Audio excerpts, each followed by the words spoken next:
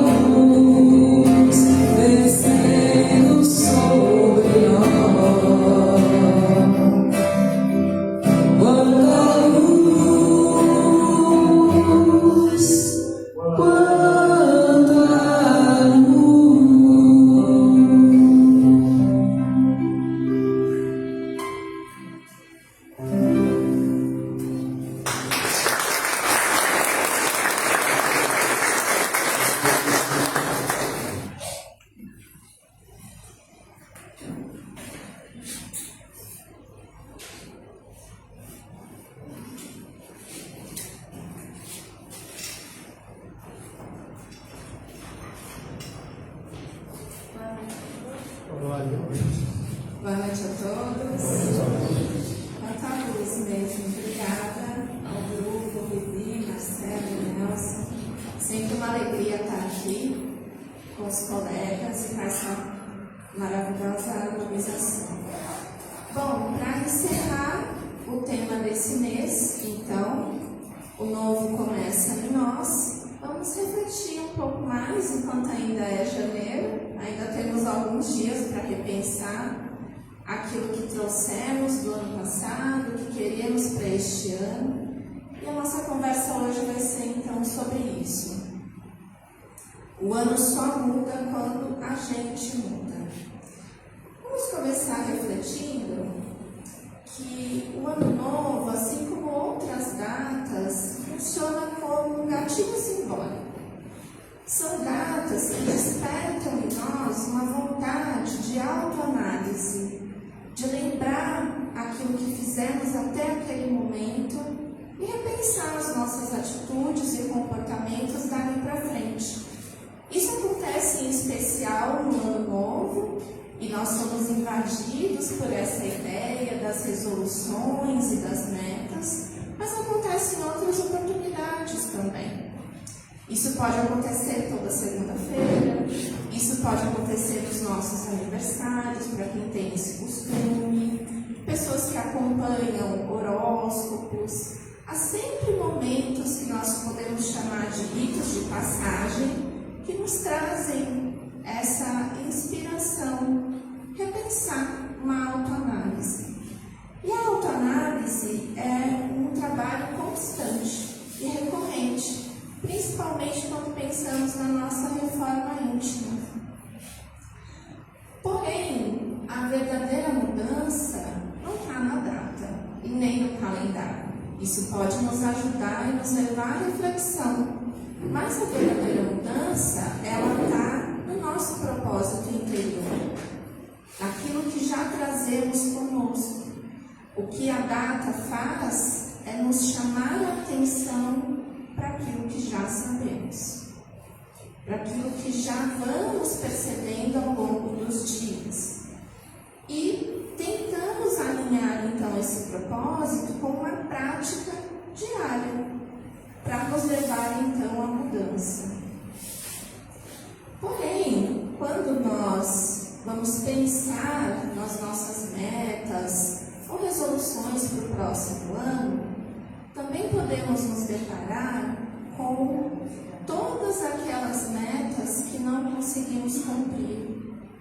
Todas aquelas vezes em que fizemos esse exercício, mas não conseguimos levar adiante aquelas promessas que fizemos a nós mesmos ou a alguma outra pessoa.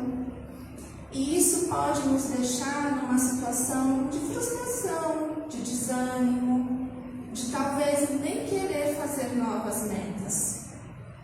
Porém, a frustração, ela também pode servir como um combustível e não nos paralisar.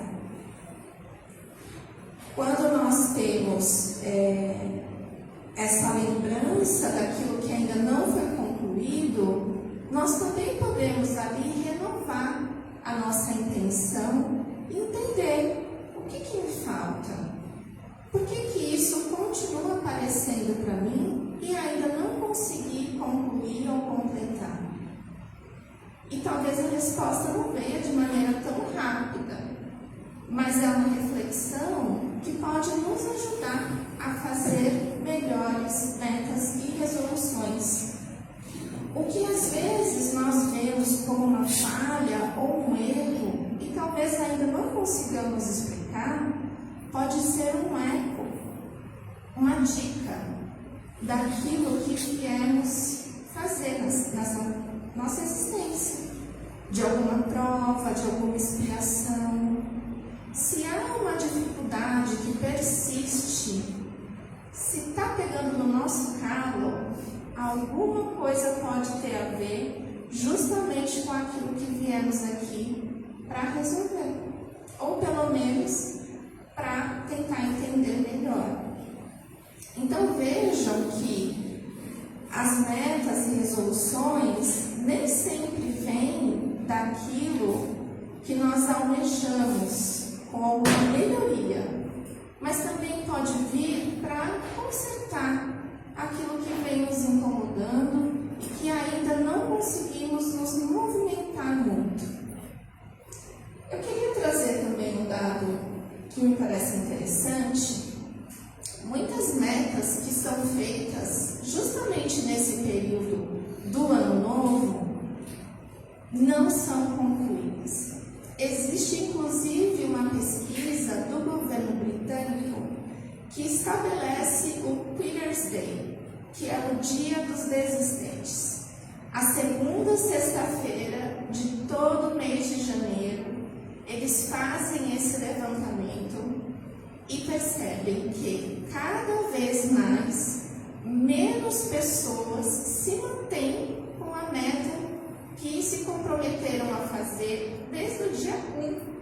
Então, em menos de 20 dias, as pessoas já desistiram das metas que estipularam. Nós temos ali 50% das pessoas que desistem até a segunda sexta-feira de janeiro e mais 12% desistem até o meio do mês seguinte. Chegando perto do carnaval, mais uma pessoa já desiste das metas. Então, é claro que nós temos outras metas que estão estipuladas ao longo do ano, esse é apenas um retrato. Mas traz para nós uma reflexão se também não estamos dentro dos 62%. por que será que isso acontece com tantos de nós? Será que ficamos ficamos muito animados e empolgados com a virada do ano? Ou será que estamos engatinhando no momento de formular as nossas próprias metas e resoluções? De onde vêm as nossas metas e resoluções? Essa é uma boa pergunta. A verdade é que mudar é difícil. Mudar é complicado. Eu trouxe algumas coisas para pensarmos. Primeiro, que quando nos propomos a mudar algo, colocamos em risco referências internas. Coisas que às vezes carregamos conosco a vida toda e que agora são colocadas à prova. Um modo de fazer as coisas, uma perspectiva, uma medida de defesa, uma impressão de alguém, ou de um objeto, ou de alguma outra coisa. Isso é colocado em risco quando nos propomos a mudar. Pensem vocês as mudanças que estão tentando fazer e se elas encontram alguma resistência nesse sentido, de abalar um referencial que às vezes compõe a nossa identidade. Será que eu sou realmente a pessoa que eu tanto me esforço para mostrar para os outros? Esse é um exemplo de mudança que propõe um referencial interno novo. Também podemos ter dificuldade com os nossos comodismos. Estamos tão habituados a fazer as mesmas coisas. A rotina, para a maioria das pessoas, traz uma sensação de organização interna, de ordem. A rotina muitas vezes nos agrada, porque já sabemos o que esperar. E quando a nossa rotina, ou aquilo que estamos acostumados a fazer, é colocado à prova, pode haver uma certa resistência, desde mudar um comportamento, uma alimentação. Outro motivo pode ser uma dificuldade de reconhecer as nossas faltas. Qual o primeiro passo para a mudança? Identificar o que precisa ser mudado. E para identificarmos o que nós queremos mudar, vamos naquela autoanálise. E às vezes o que descobrimos não nos agrada. Temos que entrar em contato com lados que ainda não desenvolvemos. E isso dói. Reconhecer as nossas faltas pode nos trazer sensações que já guardamos há muito tempo e ainda estamos aprendendo a lidar com elas. Mas a mudança superficial, aquela meta rasa, que ainda não encontra com o que há de mais profundo em nós, acaba não se sustentando. Quando nós nos propomos a mudar, nós fazemos um compromisso, seja conosco, seja com o outro, e esse compromisso traz com ele uma responsabilidade. Poxa, eu dei a minha palavra, eu coloquei os meus esforços nisso. E a responsabilidade é a gente saber responder a algo. Se eu me comprometi a uma mudança comigo mesmo, como que eu vou responder a isso? Será que se eu não conseguir eu vou me perdoar? Como fica esse desconforto que eu já carrego há tanto tempo? E mais importante, nem sempre sabemos o que queremos mudar. É difícil identificar por onde começar. Nós só sentimos que algo não vai bem em uma determinada área da vida e que algo precisa ser feito. Mas como mudar? Por onde começar? Uma pergunta que pode nos guiar nesse sentido é: você realmente quer aquilo que você deseja? E essa pergunta tem muitas implicações, porque ela nos afasta da resposta imediata. e nos leva a pensar em todas as camadas que envolvem aquilo que nós desejamos. Porque muitas vezes, para alcançarmos um resultado que nos parece super agradável, vamos passar por dificuldades. Mas no momento só enxergamos o que está à frente. Eu quero me comprometer com todos os passos envolvidos nesse caminho, nessa jornada? A minha meta foi estipulada por mim ou eu estou me comparando com as outras pessoas e querendo o que elas têm? Como vivemos hoje numa sociedade que tem a exposição da própria vida o tempo todo nos atingindo, ou nós expondo as nossas vidas o tempo todo, às vezes os limites ficam meio turvos. O que é o meu desejo e o que me venderam enquanto desejo? O que significa uma felicidade para cada pessoa e não necessariamente para o outro ou para a sociedade? Quando pensamos naquilo que desejamos, no fundo, de dentro de nós, não há dúvida. A questão é que hoje nós queremos tudo. Nós queremos muitas coisas, porque muito nos é oferecido. Mas Leon Denis, no livro O Problema do Ser, do Destino e da Dor, começa a nos trazer um vislumbre da vontade. A vontade como esse caminho que nos ajuda a encontrar um direcionamento. Vou ler uma passagem aqui com vocês. A vontade é a maior de todas as potências. Ela pode agir tanto no sono como na vigília.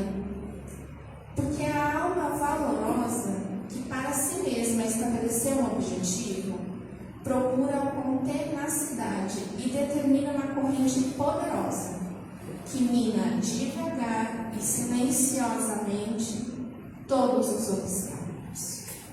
A vontade, então, nos é apresentada por Leon Denis como uma força ativa, como aquilo que nos dá movimento em direção ao nosso objetivo, aquilo que desejamos, saindo de um lugar passivo, de um lugar de não ação, apenas reação. Aqui, quando ele nos propõe que a vontade é a maior das potências e que ela vai agindo no sono e na vigília, alguém já teve a experiência de ter um sonho, um desejo, uma vontade tão grande que pensava naquilo dirigindo, dormindo, comendo, tomando banho, aquilo fica na cabeça, de repente tudo que você vê à volta te lembra aquele seu pensamento, tudo vira um referencial para você. É porque a sua perspectiva já está orientada, a sua vontade acesa para aquilo que você busca, para aquilo que você procura. Porém, quando ele nos diz que isso acontece de forma poderosa, mas devagar e silenciosamente, aí entra um problema. Porque nós somos ansiosos e barulhentos. Nós queremos as coisas com imediatismo. Se fazemos uma meta no final de dezembro, começo de janeiro, chega na segunda sexta-feira de janeiro, nada mudou, já desistimos da nossa meta. Queremos resultados rápidos e queremos que as pessoas saibam disso. Queremos falar para todos o que estamos fazendo e os resultados que já alcançamos. Perdemos a noção do tempo que as coisas levam para acontecer.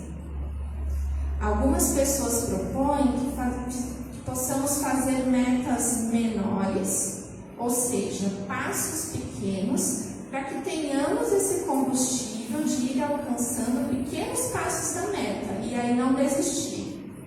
Pode ser um caminho. Porém,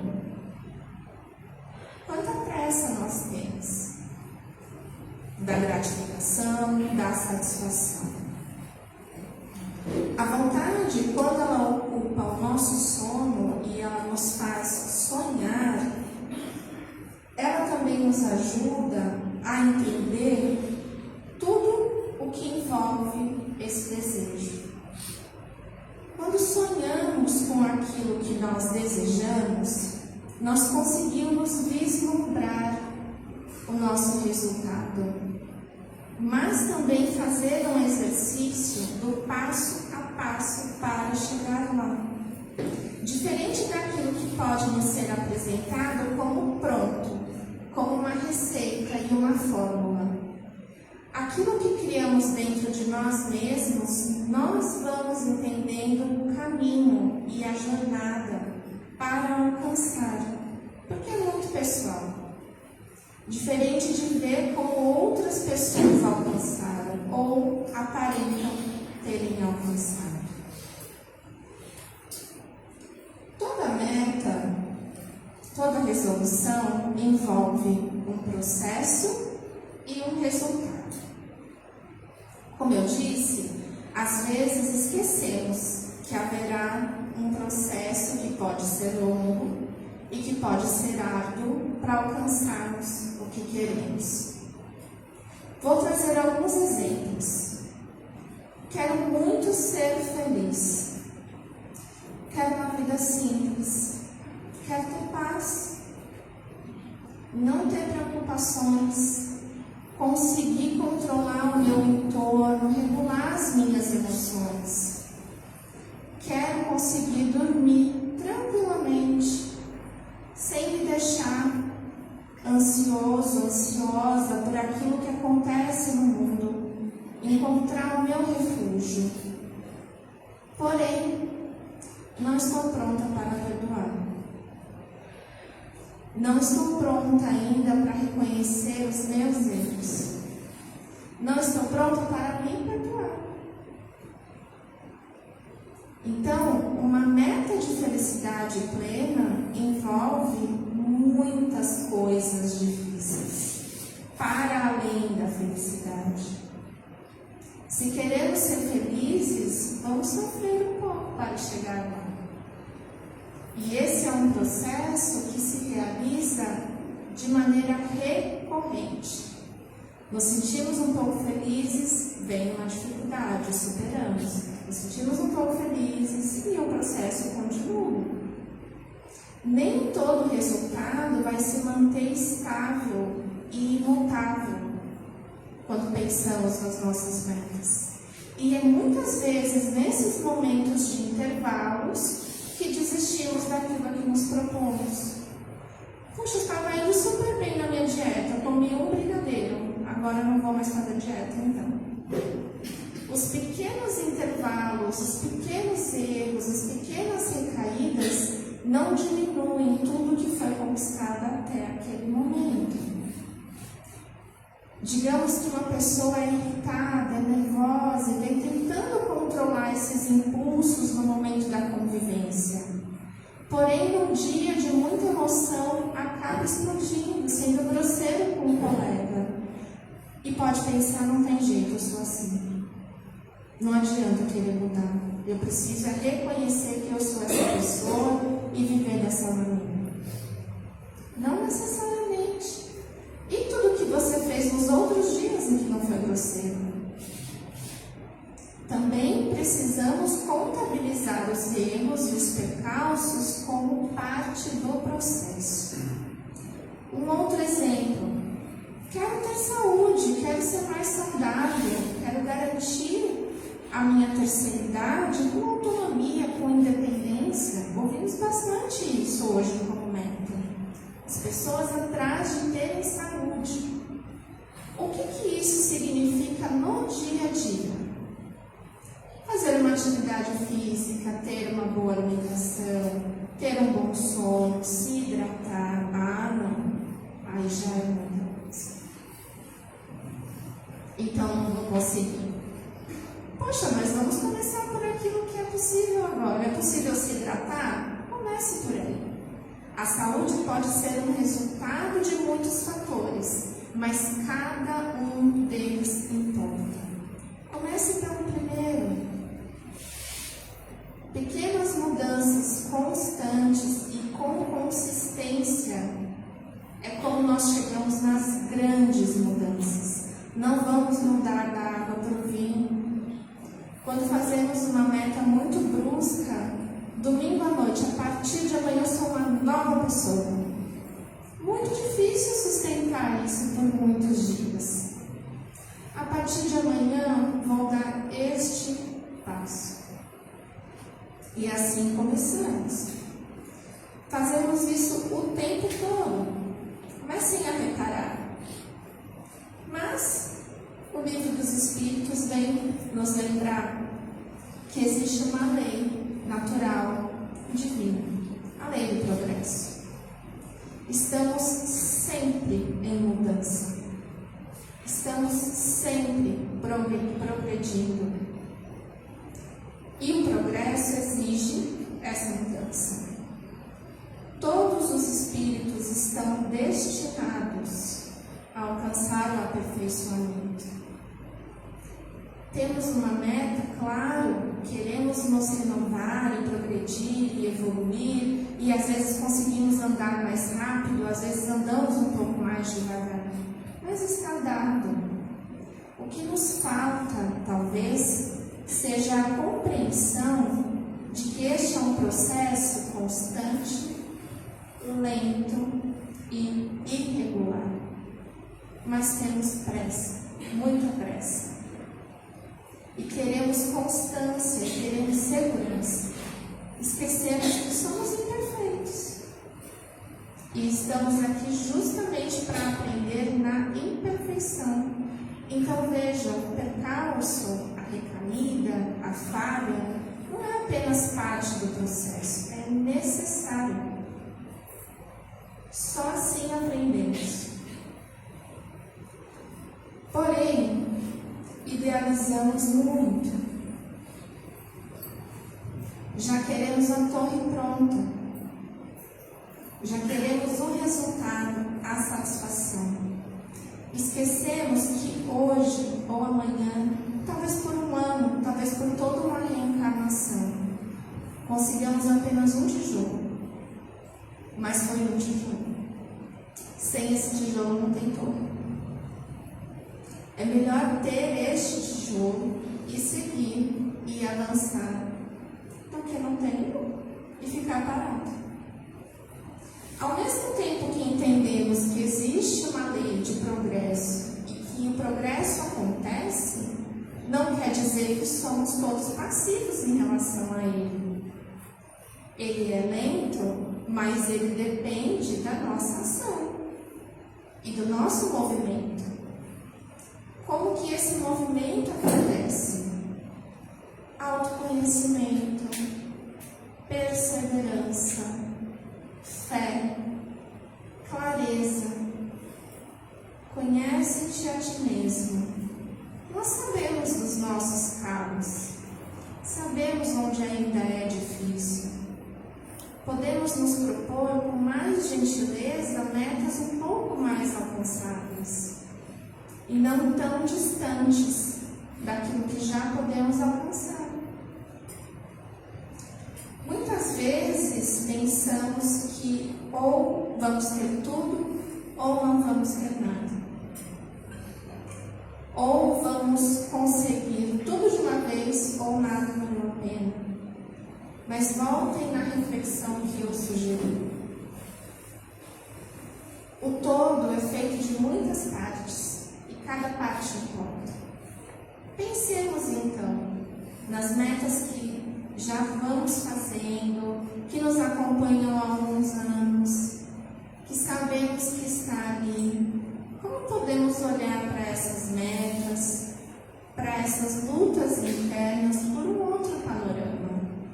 Talvez com uma idealização um pouco menor, reconhecendo o que já pode ser feito em menos tempo, ou pelo menos menos dificuldade, para que possamos nos manter no caminho. E nem sempre nós precisamos mudar o caminho por completo. Nem sempre nós precisamos de mudanças muito grandiosas. Só precisamos aprender a olhar e a seguir neste mesmo caminho com outra perspectiva, com outro olhar. Não quer dizer que vamos sair daqui e vamos pensar e entender tudo errado.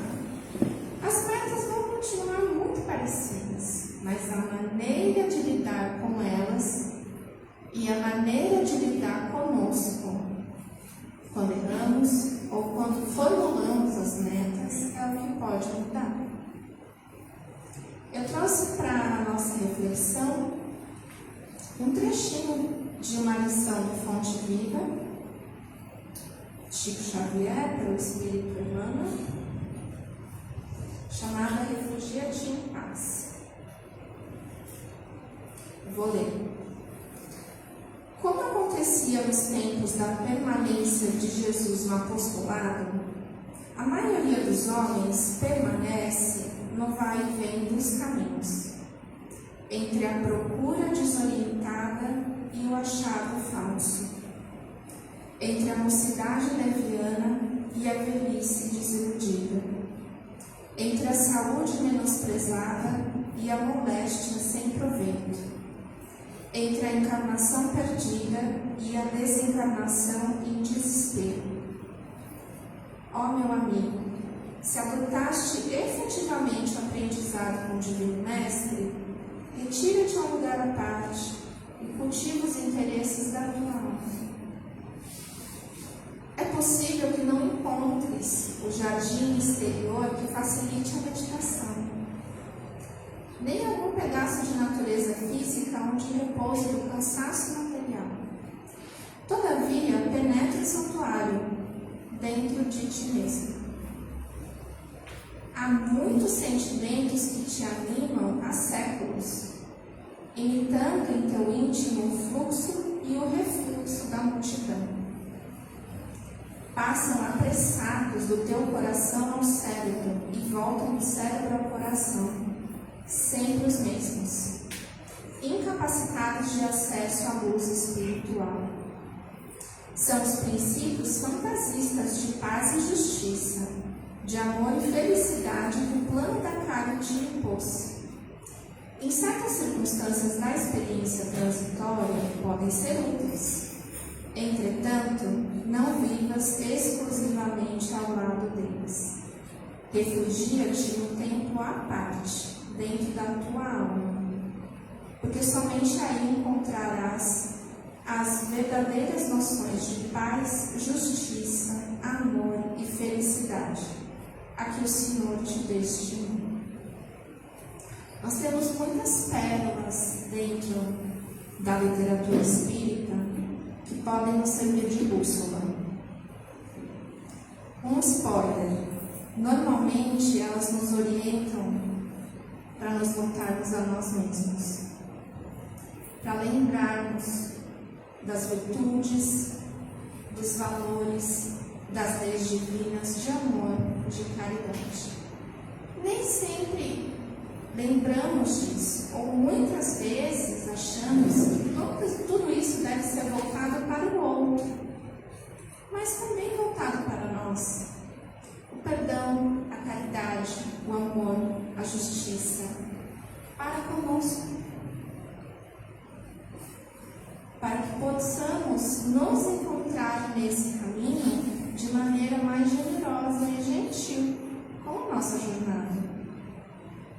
Talvez assim consigamos estabelecer metas ou nos propormos mudanças mais possíveis. Por exemplo, vamos nos alinhar ao nosso propósito interior. O que seria um propósito interior? Aquilo que já sabemos que nos incomoda. Aquilo que já sentimos que não flui tão bem e que é passível de resolução. Aquilo que temos dificuldade. E as nossas convivências e vivências sociais nos apontam muitas vezes isso de maneira muito clara. Vamos atualizar as nossas vontades. As nossas vontades são nossas ou nos são vendidas? Como que entramos em contato com aquilo que é nosso? Podemos fazer uma prece, podemos observar os nossos pensamentos, ver como ficamos felizes em algumas situações, felizes genuinamente, aquela felicidade que ainda fica conosco depois que o evento já aconteceu, depois que o momento já passou. Vamos examinar o processo envolvido nessa mudança, nessa meta. O que isso vai exigir de nós, por quanto tempo? Se estamos realmente dispostos a passar por isso? Se está alinhado com aquilo que realmente queremos? Vamos nos lembrar que somos imperfeitos. Isso não nos abstém de tentar, mas podemos nos perdoar a cada erro. Devemos exercitar o perdão, o auto-perdão. E agradecer pela oportunidade recorrente de estabelecer metas e resoluções. Não precisamos esperar por datas, não precisamos esperar por eventos ou por certos acontecimentos. Temos uma dádiva de fazer isso a qualquer momento. Vamos nos lembrar disso.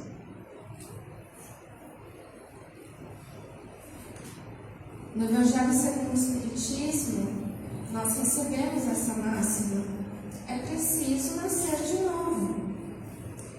A passagem dos espíritos pela vida corporal é necessária para que possam cumprir, por meio de ações materiais, os planos cuja execução Deus lhes confiou. E o que seriam as ações materiais, se não tudo isso que estamos falando até aqui? A nossa ação no mundo. É através da nossa relação com os outros e da nossa relação conosco que temos a oportunidade de melhoria, de autoconhecimento. Muitas vezes o outro nos serve como espelho, quando ainda não conseguimos olhar para dentro. Observando as nossas relações e o que elas nos provocam, podemos entender por onde começar. E então avançar moralmente. Para encerrar, gostaria de deixar uma reflexão. O calendário nos oferece um ano novo, mas o Evangelho nos oferece uma nova chance todos os dias. Vamos lembrar disso. A cada despertar, a cada adormecer, a cada prece, a cada momento, podemos ter uma nova chance. Uma chance de quê? Não necessariamente de grandes mudanças, às vezes uma chance de reafirmar o nosso compromisso, uma chance de sermos gratos, uma chance de reconhecermos o nosso esforço. Podemos ter metas daqui para frente, mas paramos para pensar no que já conquistamos? Com certeza já somos pessoas melhores do que éramos quando pequenos, quando tínhamos menos ferramentas, menos dificuldades. Sejamos gratos então. Encerro então a minha fala. Espero que este seja um ano de aprendizado, de mais gentileza, de reflexão, mas também de ação, com compromisso e responsabilidade. Convido a todos para fazermos as orações. Quem se sentir à vontade pode fechar os olhos. Vamos nos conectando então com essa energia renovadora, a qual temos acesso a todo momento, através da nossa prece, da nossa ligação, com vibrações elevadas, vibrações de amor, de luz, caridade. Nos conectando a essa força, vamos doá-la ao mundo, doá-la ao nosso próximo, às pessoas da nossa convivência, aquelas que ainda não conhecemos. Vamos expandindo o alcance dessa energia, dessa vibração amorosa que renova a nossa fé, nos coloca em contato com aquilo que realmente importa, nos relembra que todos estamos aqui para aprender e para amar, que os governantes possam sentir essa mesma energia, os nossos irmãos necessitados do corpo, da alma, os aflitos, que todos possam ser envolvidos nessa energia que se renova, que não acaba. E que possamos vibrar também por nós mesmos, pelo nosso entorno, as nossas casas, para quem está aqui presencialmente, que possamos levar essa energia conosco para distribuí-la e acessá-la sempre que necessário. Que Deus nos acompanhe hoje e sempre, graças a Deus.